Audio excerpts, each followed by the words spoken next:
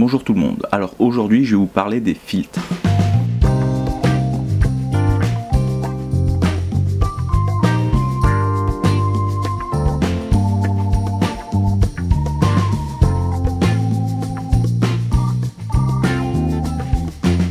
Alors précisément je vais vous parler du filtre gris neutre, du filtre UV, du polarisant et du filtre star.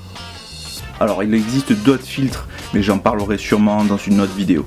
Il existe deux types de montage, les filtres vissants, comme celui-ci, et vous avez ceux qui utilisent un système de porte-filtre.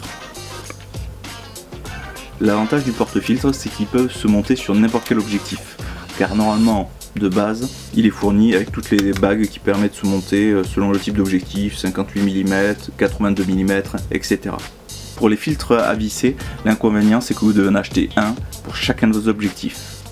En plus d'un filtre par objectif, vous allez devoir avoir plusieurs modèles. C'est-à-dire vous aurez votre filtre UV, votre filtre polarisant, votre filtre gris neutre, et en plus d'un gris neutre, vous allez avoir des filtres de différentes valeurs. Donc, ce qui fait que tous ces filtres que vous allez devoir accumuler pour un objectif va vous revenir extrêmement cher. Comme son nom l'indique, il sert à filtrer les UV, ce qui a très peu d'intérêt à l'heure d'aujourd'hui car la plupart des lentilles de vos objectifs possèdent déjà pas mal de traitements. Moi personnellement, le filtre UV je l'utilise pour protéger la lentille de mon objectif, car c'est tellement plus simple de nettoyer juste un filtre que la lentille frontale de votre objectif. Le filtre polarisant. C'est l'un des plus utilisés et l'un des rares à avoir survécu du passage aux appareils photo numériques.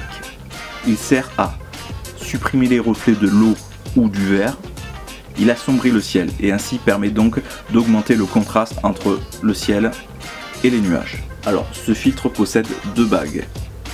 Une bague que vous allez visser sur votre objectif et l'autre que vous allez tourner pour justement supprimer les reflets en fonction de leur direction. Alors je ferai sûrement une vidéo spécialement sur le filtre polarisant parce qu'il y a pas mal de choses à savoir qui peuvent être intéressantes en pratique. Le filtre densité neutre, ou appelé aussi gris neutre ou filtre ND en anglais. Ce filtre a un effet simple, il assombrit nettement l'image sans altérer les couleurs.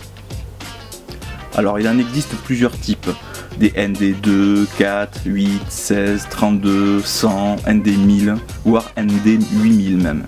Un filtre ND2 divise la lumière par 2. Un filtre ND100, lui, divise la lumière par 100. Alors ce filtre est très utilisé par la photographie de paysage, pour de la pose longue, du light painting et pas mal d'autres techniques.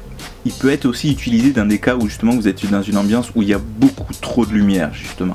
Alors personnellement, moi j'ai une petite technique à moi, je les utilise en fait pour faire des photos de portrait. Mais bon, ça, on en reparlera dans une autre vidéo. D'ailleurs, je vais sûrement faire une vidéo spécialement pour le filtre gris neutre, pour connaître toutes les possibilités et montrer en pratique ce que l'on peut faire avec. D'ailleurs, si vous avez des questions dessus, c'est le moment de me les poser, car j'y répondrai dans la vidéo. Les filtres star. Les filtres star signifient en fait étoile. Ces filtres-là sont principalement utilisés si vous voulez faire des photos d'une ville, par exemple la nuit, ou d'objets très lumineux. Il existe plusieurs types de filtres star, il existe des 4, 6 ou 8. En fait le nombre définit le nombre de branches qu'aura votre étoile face à votre source lumineuse. Voilà pour le survol des filtres les plus classiques. Le sujet de ma prochaine vidéo ce sera le flash.